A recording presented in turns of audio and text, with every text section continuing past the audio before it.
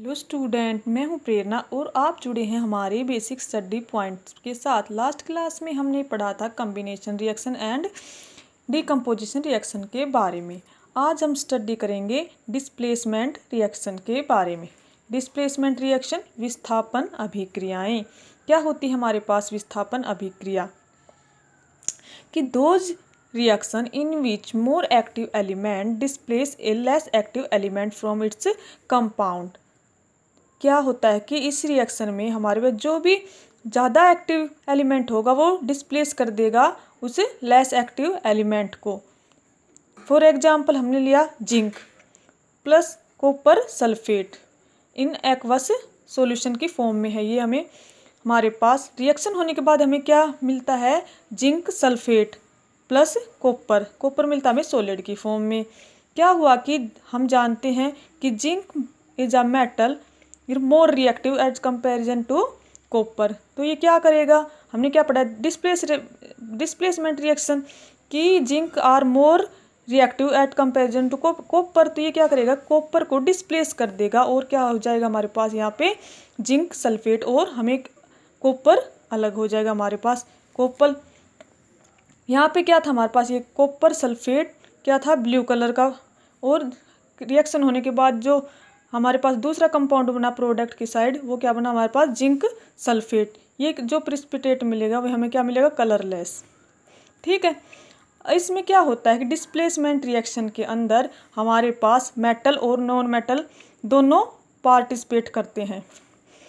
जैसे हमने मेटल को स्टडी किया कि जो मेटल हाईली रिएक्टिव होगी वो डिस्प्लेस कर देगी लेस रिएक्टिव मेटल को। इसी टाइप से जो नॉन मेटल हाईली रिएक्टिव होगा वो डिस्प्लेस कर देगा लेस रिएक्टिव मेटल को। फॉर एग्जांपल हमने लिया chlorine gas plus potassium bromide. क्या मिला हमें? कि potassium chloride plus bromine gas. यहाँ पे क्या था कि क्लोरीन, यहाँ पे क्या था? Bromine less reactive at comparison to chlorine. तो इसने क्या किया कि क्लोरीन ने क्या डिस्प्लेस कर दिया किसको? ब्रोमीन को। तो हमें क्या मिल गया यहाँ पे? KCl पोटासियम क्लोराइड और ब्रोमीन Br2 ब्रोमीन गैस हमारे पास अलग हो गई। हम जानते हैं कि different metal have relative reactivity of different. ठीक है। ये सीरीज हमारे पास क्या कहलाती है? Reactivity series. जैसे potassium is a metal are more reactive. जो पोटासियम है मेटल वो मोर रिएक्टिव है and less reactive metal platinum. तो हमारे पास मोस्ट रिएक्टिव मेटल कौन सी है? पोटासियम, फिर sodium, barium, calcium, magnesium, aluminium, zinc, ferrous, निकल, टिन, लेड। और नीचे क्या है? हाइड्रोजन के नीचे वाली क्या है हमारे पास? कॉपर, मरकरी, सिल्वर, गोल्ड और प्लेटिनम। तो हम इसको कैसे डिनोट करेंगे कि टॉप टू बॉटम जब हम आ रहे हैं तो हमारे पास जो रिएक्टिविटी का ऑर्डर है वो डिक्रीज हो रहा है।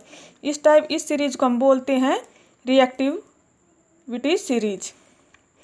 अब हम ले रहे हैं हाइड्रोजन।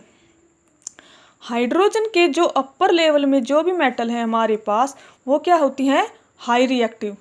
और ये जो हमारे पास मेटल हैं वो क्या करती हैं? एसिड या बेस के साथ रिएक्ट होकर हमें हाइड्रोजन देती हैं। और ये क्या करती हैं? ये हमारे पास हाइड्रोजन आयन नहीं देती। इसी टाइप से हमने क्या स्टडी करेंगे कि जो रिलेटिव रिएक्टिविटी होती है वो नॉन मेटल का ऑर्डर क्या होता है हमारे पास? Fluorine, chlorine, bromine, iodine. Fluorine are more reactive non metal and less reactive non metal iodine. अब हम क्या करते हैं कि कुछ इंफॉर्मेशन है हमारे पास डिस्प्लेसमेंट रिएक्शन की। मोस्ट यूजफुल इंफॉर्मेशन स्टडी करेंगे कि क्या क्या इसमें इसकी यूज क्या होता है कि जो भी डिस्प्लेसमेंट रिएक्शन होती हैं वो क्या होती हैं? Exothermic reaction. इसमें क्या होते हैं? और in this type reaction only one element has been displace by another element. ये एक ही एलिमेंट को डिस्प्लेस करती हैं, इसलिए हम इसको क्या बोल देते हैं? Single displacement reaction. ठीक है। नेक्स्ट वन क्या है हमारे पास? डबल डिस्प्लेसमेंट रिएक्शन, द्विविस्थापन अभिक्रिया।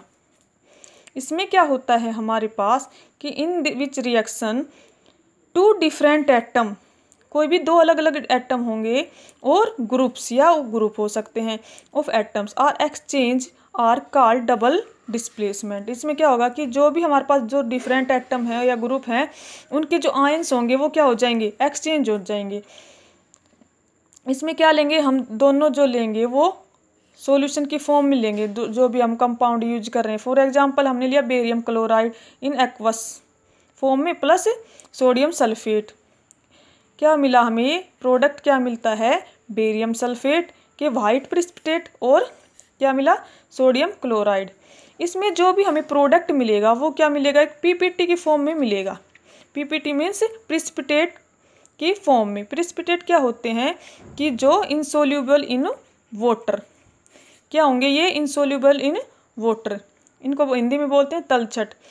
क्या हुआ हमारे पास, Ba पॉजिटिव होता है, Cl2 नेगेटिव, Na पॉजिटिव और SO4 नेगेटिव होता है। तो इसमें हमने क्या स्टडी किया है कि जो ये आयंस होते हैं वो एक दूसरे से इंटरचेंज हो जाते हैं, रिप्लेस हो जाते हैं। तो क्या किया है यहाँ पे इसने, बेरियम किसके साथ रिप्लेस हो गया, SO4 के नेगेटिव के साथ, और यहाँ पे Na पॉजिटिव था वो, इसका आयन कहाँ रिप्लेस हो गया, Na पॉजिटिव का क्लोरीन के साथ। तो हमें क्या मिला, बेरियम सल्फेट के YPPT और सोडियम क्लोराइड क्या मिला, नमक।